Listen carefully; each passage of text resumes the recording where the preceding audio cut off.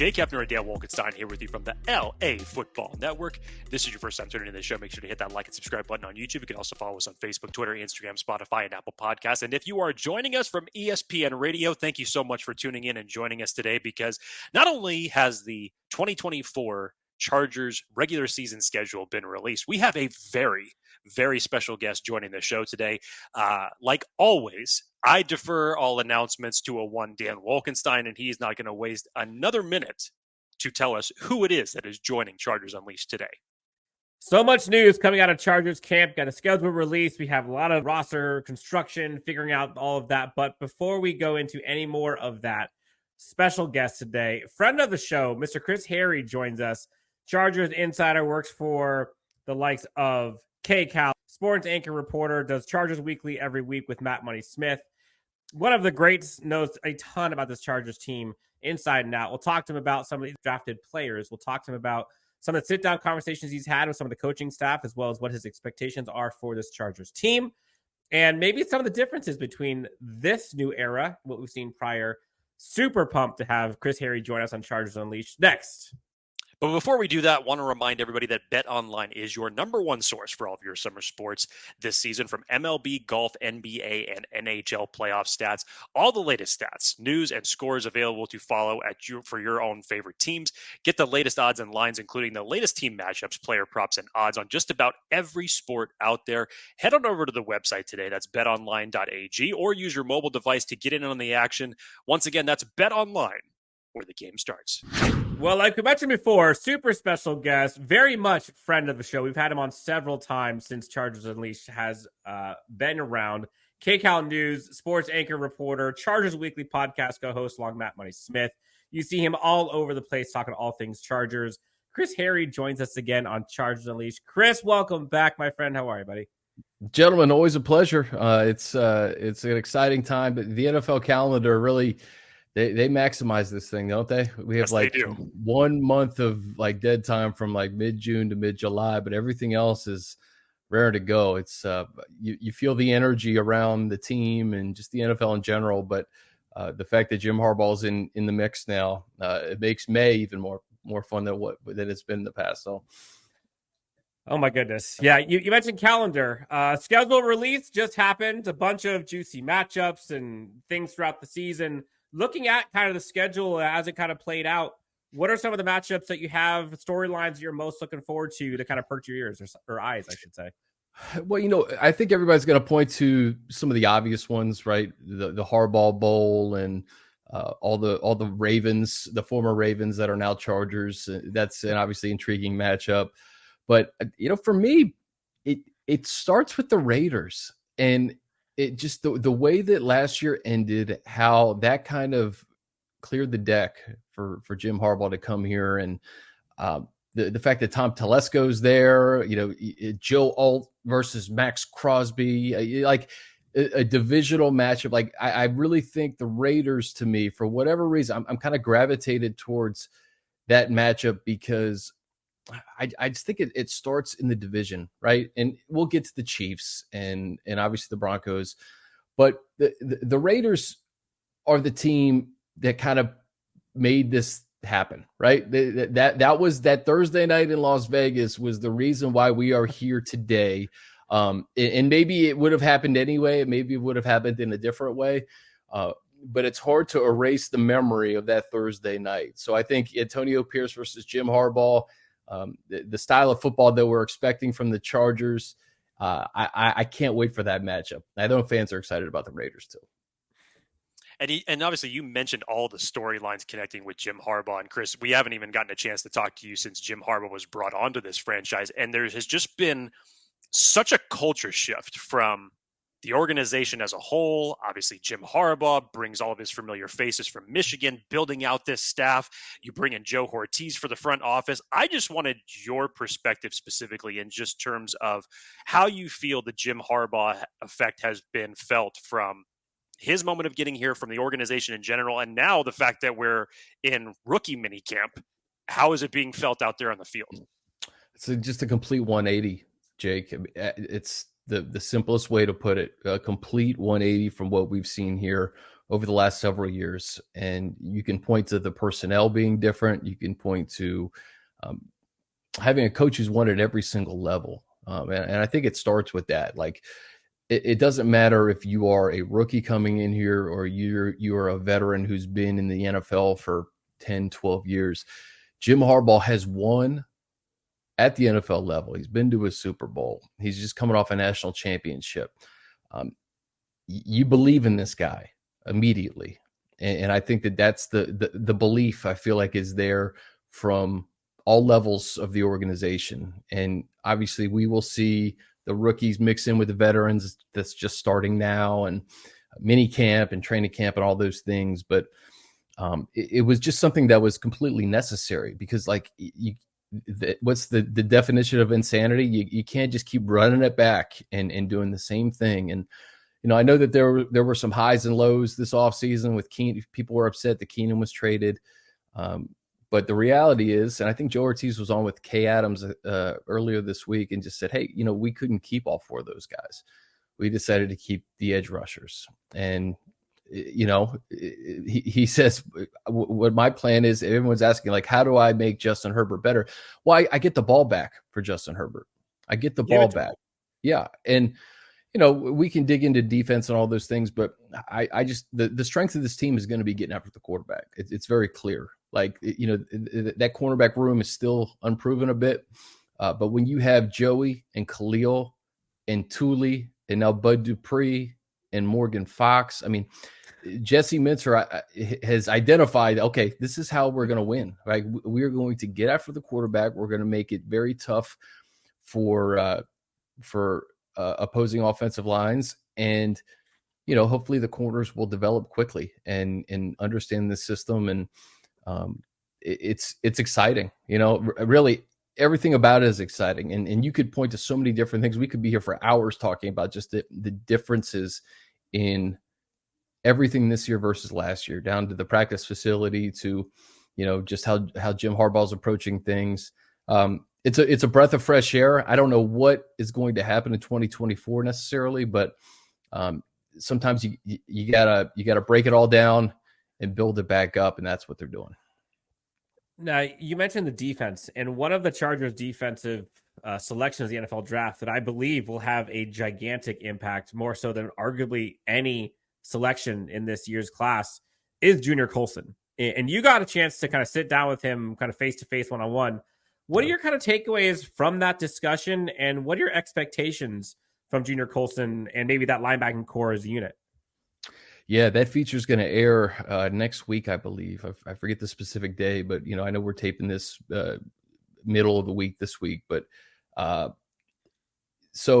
without giving too much away, it's one of those things, when you see it. It's just like you talk to this guy, that this is going to be a problem. He's going to be a problem in the NFL. And he was joking that Jim Harbaugh, like during rookie minicamp, was like, hey, Junior, don't answer this. Junior, don't answer this. Because, this is like an orientation for the rookies, right? Orientation into the NFL. But Coulson is in this unique position where he is a rookie, but you would think he's a veteran based on the staff, right? Like he knows Ben Herbert. He knows Jesse Minter. He knows the scheme. He knows Jim Harbaugh. Jim Harbaugh recruited him. The one thing that I thought was really cool that he told me was, during his recruiting process, like he chose Jim Harbaugh. And in the NFL, Harbaugh chose him to come to Los Angeles. So I thought that was really cool. But just an A+ person, you can tell right off the bat. And I think that's important. And he's a competitor. He's a big kid.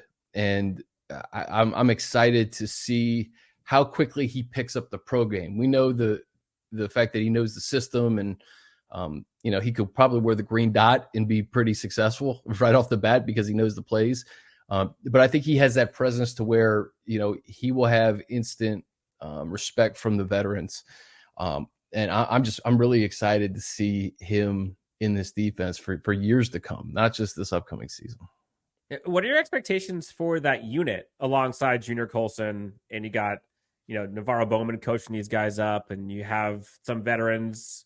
You also have Deon Henley, who everyone's still trying to figure out what that's going to look like. There's excitement around those two obviously, but Denzel Perryman. Like, what does that linebacking core look like to you? It's a good question.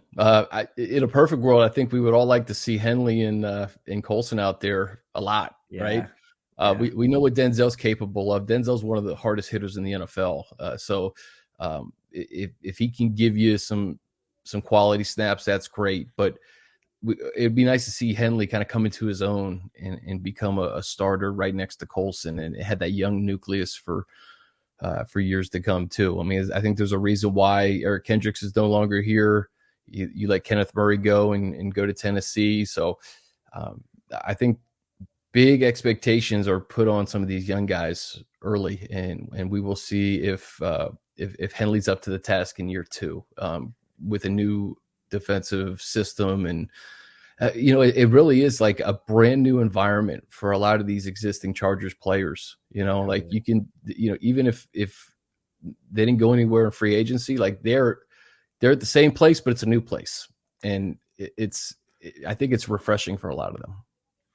Yeah, and another one that you had spoken with was new Chargers offensive line coach Nick Hardwick, Chargers legend, fan favorite.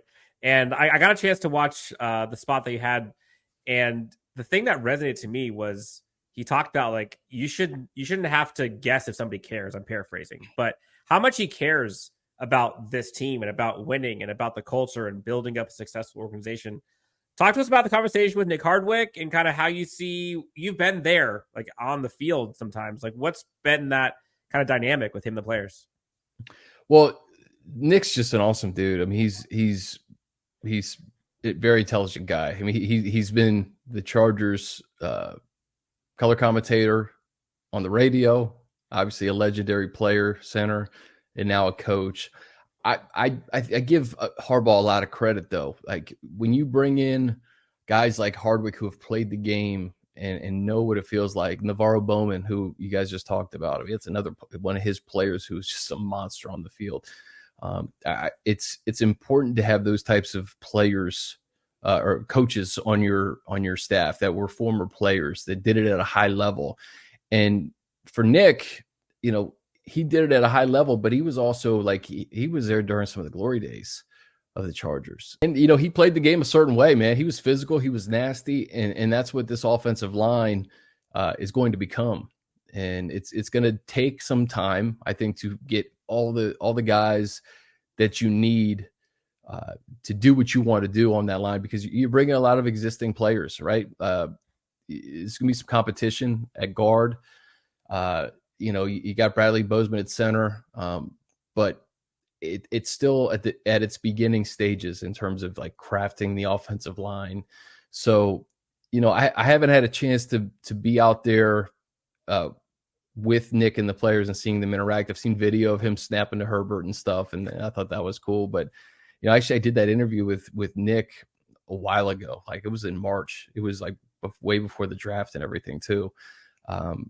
But to see guys like that come back and be impactful contributors to what Jim Harbaugh is trying to do, I just think it's so much fun. It's fun for fans to see him.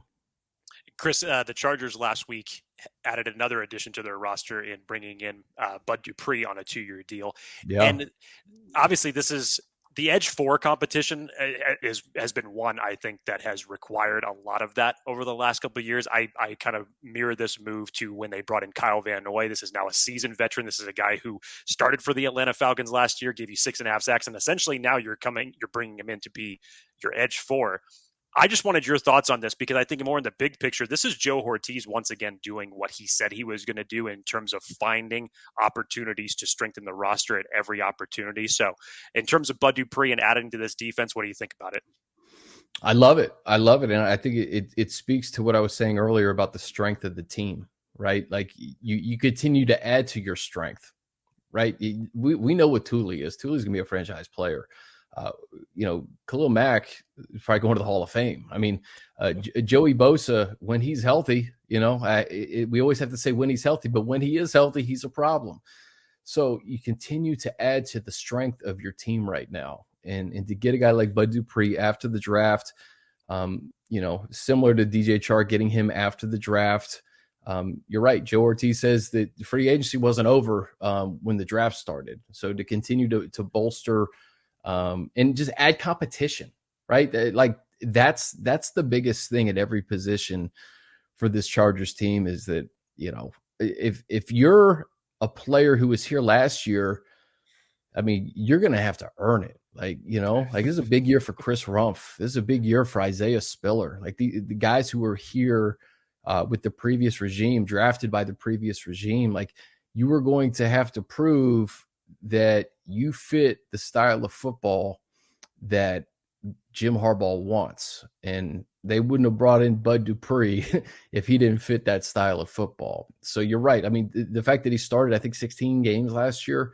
for Atlanta, 6.5 sacks, and you're putting him in a position to where he's going to be on the other side of a Bosa or a Mack or a Tuli.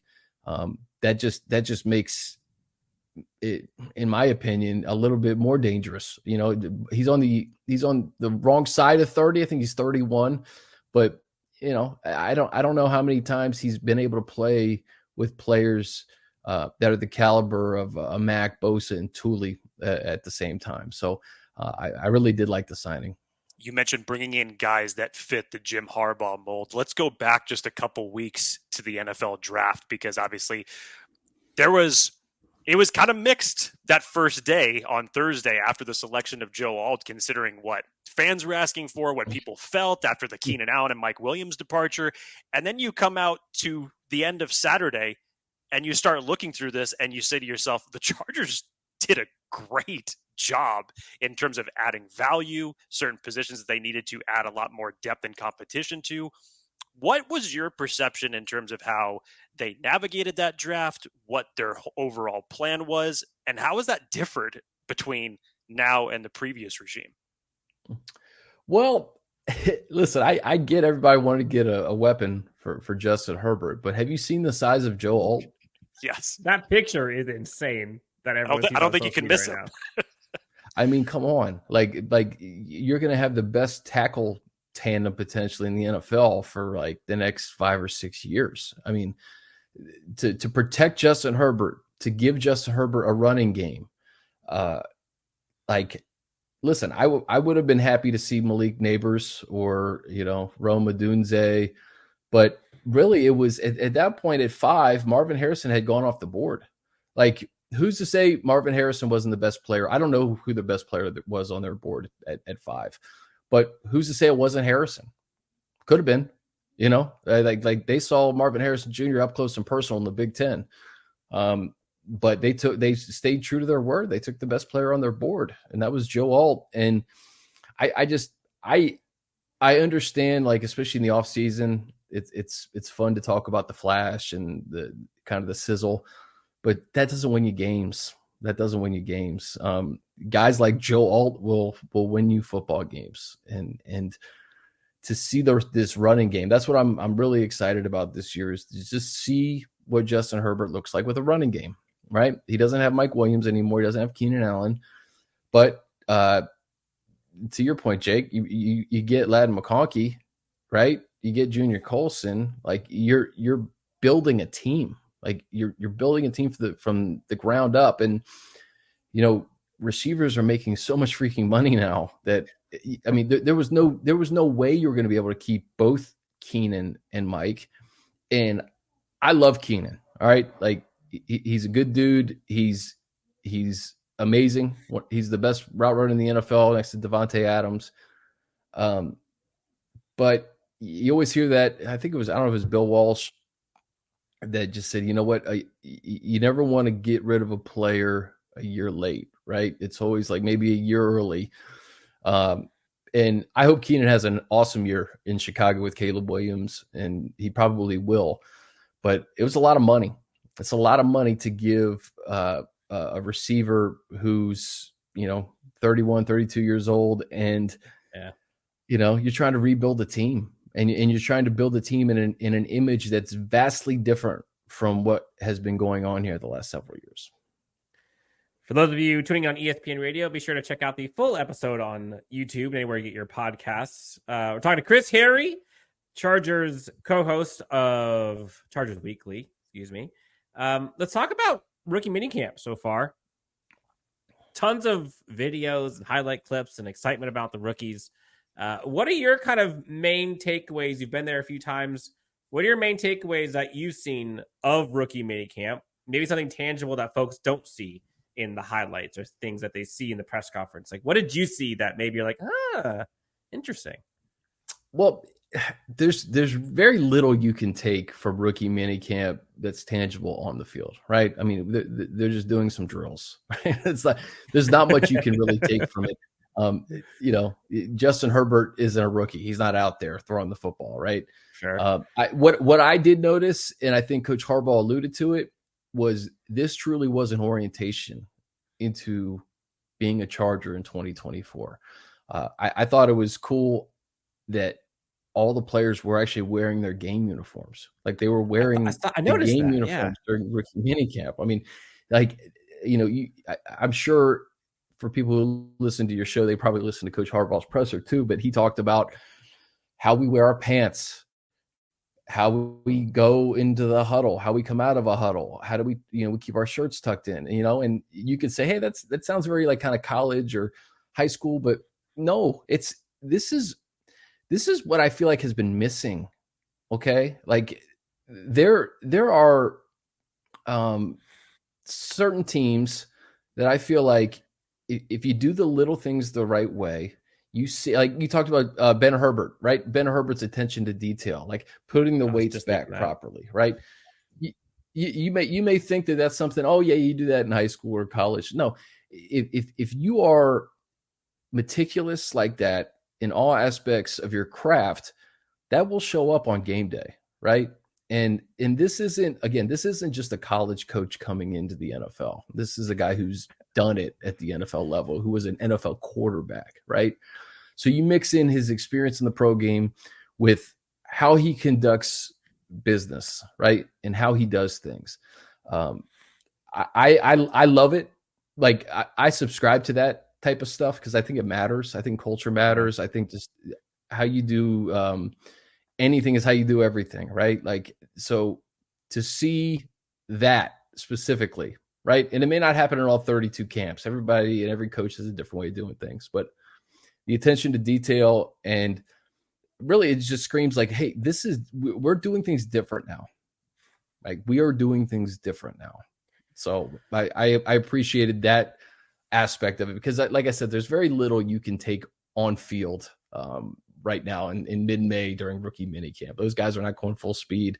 They're, Coach Harbaugh even said they flew in the day before, so their head was spinning, so it's good to see them and in the fact that they are getting acclimated to the NFL world and the way that Jim Harbaugh is doing it. I think that was maybe my number one takeaway. And Jake and I talked about this before, and I thought about this. Without meaningful change, like nothing meaningful will change. And so that sometimes gets uncomfortable for people when they see these big changes within an organization or roster or construction. But the meaningful changes had to occur, or else, to your kind of point earlier, it's the definition of insanity. So you kind of have to embrace it, embrace a new culture. And I think that should have Chargers fans excited. And Dan, it'd be one thing if it was a rookie head coach coming in and doing this, right? It'd be one thing, right? It'd be like, okay, well, hold on a second. It's a little gimmicky, never works, Yeah. No, it's different when a Hall of Fame caliber coach is doing it. It's just different. Yeah, and speaking of different, wide receiver room, it's clearly a little different than it was, or than folks are used to seeing here in LA. What do you see as kind of the makeup of the current wide receiver room, and how do you see the workload being divvied up on game days? I'm not saying wide receiver 1, 2, 3, but how do you see kind of the roles, responsibilities being divvied up on this team and what they're going to be asked to do? That's a great question. I really don't know. Like the whole Ladd, I loved Ladd McConkey like throughout this process, but half of the process, Keenan Allen was on the roster, so I was like, maybe he doesn't make as much sense. But I could see him as the go-to guy for Justin on third down. I think he's got some explosiveness that he could take a screen, 50 yards. It's a huge year for Quentin Johnston. It's a That's huge another year one. for Quentin Yeah. Johnston. Joe Ortiz talked about him too on Kay Adams' show. I was watching that interview yesterday, and he said, like, we liked him in Baltimore, and we think he's got rare ability and traits, and it's up to him. You know, if he's going to be a wide receiver 1 or wide receiver 2, whatever, like, it's up to Quentin as to who he wants to be. Joshua Palmer is a guy that I feel like we all like as a player. I think DJ Chark is another player who could benefit from having a guy like Justin Herbert throw him the football. Obviously, Cornelius Johnson, everyone talks about his run blocking, and maybe he can pop on special teams. Brenden Rice, dropping all the way to the 7th round. I love the Chark signing because it signals to me that, you know, don't get comfortable, Joshua and Quentin. Like, don't get comfortable this offseason. This is all about competition, right? And we're going to have more than just a couple of 7th rounders pushing you, and that's what this wide receiver. What do you make of the receiver room though? Because that's a lot of names you just rattled off. Yeah, and there's no way they're going to keep 7-8 receivers on this. I mean, maybe, I guess, but what I make of it is competition. Like, nothing is set in stone. Nothing is set in stone. And if you're not fitting what they want, there's somebody in that room that can do that, right? And I say this about some of the other guys I mentioned. Like, you know, if you're drafted here, they drafted you for a reason. They think that you fit what they want to do. So the guys who have been here need to show that they can do that as well, and they can do it at a higher level. So that's what we all should make of it right now. You know what we should make of it? We don't know. We don't know what to make of it at this point. but that's what's fun. And you know what? Maybe they're not done. Maybe they're not done. Maybe they'll add another body in there to just for July, right? For training just camp. To freak out Chargers fans for another few months. Just, hey, we want to see, you know, like, let's see what minicamp brings, and let's see what the beginning of training camp brings. But you know, I want Quentin to have a great year. I think he really got beat up this year a little bit by people, and I know he had some tough games, no doubt. But I don't think that this is the last of Quentin Johnston. I do think that they could, if they can put him in the right position to be successful, he's got to catch the football. But I do think that there was a reason why he was drafted in the 1st round, right? He has these rare traits, and it's up to this coaching staff to try to get the most out of him. You're talking about just in general, the I don't knows of the roster. There's so many unknowns as it stands right now as it relates to turnover and change in a small amount of time on the defensive side of the ball. You know, defense has new faces all over the place, including a new staff led by Jesse Minter. What do you foresee to be just the biggest differences in this new scheme? I know you obviously had mentioned just a couple of minutes ago that they know that they want to get after the quarterback, so they know they want to press there. But a lot has been taking into this deeper with Steve Clinkscale, with Chris O'Leary earlier this week, and talking about what they want to do. But just in general as a whole for this new scheme with Jesse Minter, what are your biggest takeaways from that? Man, well, I go back to even what Mike McDonald was doing at Michigan, and they won in different ways, right? They won with Ajabo and Aiden Hutchinson that one year. They were like, okay, we got elite edge rushers, and then, you know, the last couple of years, it's been the interior guys that have gotten after it, right? Chris Jenkins, Mason Graham, who's still there. So how it looks to me is that Jesse Minter was like, okay, can we keep both Bosa and Mack? Right? Like, can we keep both Bosa and Mack? I could cook with this, yeah. Because I think I could cook with this. And I think the biggest thing, Jake, is how they deployed Derwin this year. Derwin, as you guys know, like, he had so much on his plate the last couple of years in that defense. And if they can let him play freely, loose, closer to the line of scrimmage, you know, this Mike McDonald type defense, we saw the Ravens, like, the Ravens were by far the most hard-hitting physical team the Chargers played last year. Like, it was like every hit in that Sunday Night Football game. I was at that game. Absolutely brutal. And I feel like we get caught up in these cliches. And I honestly, I'd like to ask the coaches and how we can dig in more on this, because we keep saying this team is going to be physical and they're going to be tough, right? But what does that mean? Like, that's what I'm trying to figure out. Yeah. If you're in the NFL, like, you have to be physical and you have to be tough. So let's dig deeper into that, right? Like it's like what they're teaching. It's how exactly the how is what I think needs to be defined a little bit more, when all of us are talking about how they're going to be fast and physical in 60 minutes of football. Like, some of it you can define, right? You can say, okay, well, that's why that brought Ben Herbert in here. These guys are going to have the stamina to play 60 minutes, and they're going to be tough enough to play through injuries and prevent injuries. So yeah, the whole Minter defense, I can't wait to see it unfold too, because he's even said, I've seen YouTube clips of him talking about the differences between the college game and the pro game, and how in the college game, you have a large quantity of plays, right? And in the NFL, it's more like, okay, let's try to make every play perfect. So how do you adjust to that? So as this thing unfolds, it will be fun. How much fun is training camp going to be, watching like both sides of the football and just picking up new things that, we've been so used to seeing all the same guys over the last few years. But this is like, it's not an expansion team. It's just a completely brand new team. And, their philosophies and everything is fun to dig into right now.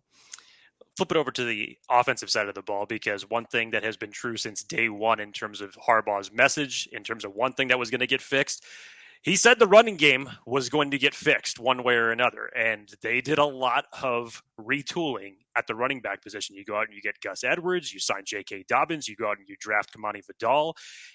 I see this as totally being a running back by committee, much like they did in Baltimore, and how they're going to deploy this. Like, not only are they going to run the ball, but we're going to give you a different taste every time that we do it. So in terms of how the running back room has looked previously, when outside perception has been asking, who's going to be the running back two that's going to step up and help Austin Eckler? And now you've got a very stacked running back room in general with that personnel. So give me some of your takeaways in terms of how they've attacked this position, approached it, drafted it, and now built it out for the team. It starts with Joe Ortiz. He knows these guys from the Ravens, right? He was responsible for bringing those guys into Baltimore. So he knows the type of football players they are and the type of running backs they are, and they fit perfectly with what Jim wants to do. So I look at it the same way you do. I think it's a running back by committee that starts with Dobbins, if he's healthy. Like, if Dobbins, that's the biggest question mark going into September, is he really 100%? He says he's 100%, which is awesome. But once you get through practices and training camps and get cleared by the doctors, like, how close to 100% are you going to be in September? Because if he is, man, he's a really, really good player who has proven to get large chunks of yardage. Gus Edwards is just, man, he's a hammer.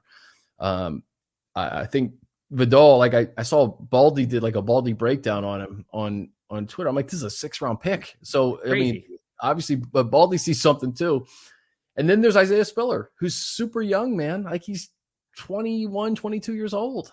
So, you would think that Spiller and his style of running at Texas A&M would fit what they want to do. So I'm with you, Jake. I think that all 4 of those guys could really succeed, but how many do you keep? Because you brought in Ben Mason too. Is he going to be part of like the tight ends room or the running backs room? And obviously injuries and all those things that happen throughout the course of July, unfortunately. So we just have to kind of see how that looks. But I like the look of the room. And if Dobbins is healthy, I think that's the X factor. We've gotten so much out of these conversations. Every time we have Chris Harrigan on the show, I have to like go back and listen to it because I'm like, oh my gosh, I didn't realize that. Or have to it. So you're incredible. No, seriously. Last question for you. We'll get you out of here. I think You kind of talked about it a little bit with the, we hear so much about physicality and like, okay, well, how exactly is that going to look? Like, what does that look like? And how is that going to be different than the last 3 years when we heard Brandon Staley and company talk about we're going to be a tough and rugged football team and bring your lunch pail. And then we saw week after week, it didn't work out. In terms of like game days, how do you see like the signals of success look like for this team? And I'm not just talking about wins and losses or if they're going to protect Justin or if they're going to sack the quarterback, but like, what are some of the signals that you're looking for that will signpost to you maybe, okay, yeah, this team is doing what it was scheduled to do. Like this team is different. This team is bought in and playing together. It's a good question. I think getting out to leads with the running game, like when you can run the ball effectively and get up 10-0, 13-0, 14-0, whatever. I think that's the sign that, the formula is working. And, if Justin, how much success he can have off of play action with that running game too. But, I go back and forth to that question all the time. Like, what is physicality and tough and rugged? I think it also comes down to the player itself, the type of players you are bringing into your program that have a mentality of like never say die, that have a, it's a Chargers podcast, so I hate to bring up a rival, but like a Max Crosby whose motor literally never turns off, right? Like those types of players, like those are players you recruit. Like, you'll look at a scouting report, and if some of it says, hey, he may take a play off or two, it's probably not the guy that they're looking for, right? So I remember too, and again, these are just little things that maybe have no correlation to winning or not, but like you guys remember week 4 when Jerry Tillery took that cheap shot and the entire Chargers team circled him? Like, I want to see that like for 17 games. Like I think that's the type of mentality that that is almost required to win. Like you have to be a complete team. You have to have each other's backs. And when you get out on that field, it's just, you're different. You're different for those 3 hours. And, again, a lot of players that we haven't seen wear powder blue before that we will. And it's exciting to identify those guys throughout training camp and as we start in September. Yeah, I look at signposts and I just keep going back to last year, especially, and the different times that we saw just like fundamental breakdowns in the secondary. I was at Lambeau Field and I watched what happened with Mikey Davis and with Asante Samuel Jr. and broken tackles and how many missed assignments there were throughout the year. And that connectiveness and cohesion of the secondary, specifically that cornerback room, which I know right now there's so many questions and variables. That to me is kind of like, if that group is figured out in a mentor defense, it's a sign of good things to come. But you mentioned it. If they can run the rock, they can get a lead. They're going to keep a lead with this style, but they got to get there first. Chris, Harry, friend of the show, man of the people. Thank you so much for doing this. You're Appreciate incredible. You guys. What are you guys up to? What are some of the things you got going on? What are you cooking? Bunny and I have a schedule release pod out this week, and just keeping tabs on the Bolts throughout the next month or so during OTAs and in mini camp, and then I think we all get a break here in a little bit. But I've been busy over at KCAL though, just much more than just the Chargers. A lot of fun stories we're working on, and covering all sorts of things right now. KCAL News anchor, reporter, Chargers Weekly co-host, friend of the show, man of the people. Chris, thank you so much for doing this, man. You're always welcome on the show anytime, all right, my friend? All right, man. Appreciate you guys. Thank you so much. Man. Have a good one. For Chris, Jake, myself, Chargers Unleashed. We'll talk to you next on Chargers Unleashed.